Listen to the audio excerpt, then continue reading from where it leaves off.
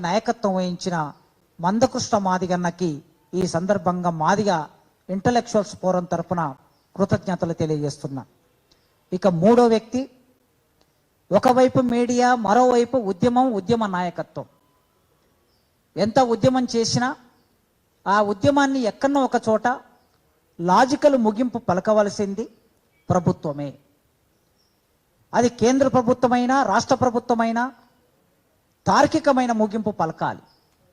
ఆ తార్కికమైన ముగింపు పలకాలంటే చట్టసభలే ఆ పని చేయాలి.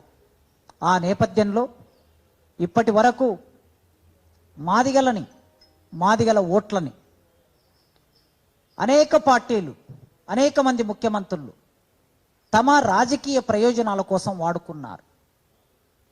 94లో వర్గీకరణ ఉద్యమం మొదలైనప్పుడు కోట్ల విజయభాస్కర్ రెడ్డి గారు ముఖ్యమంత్రి.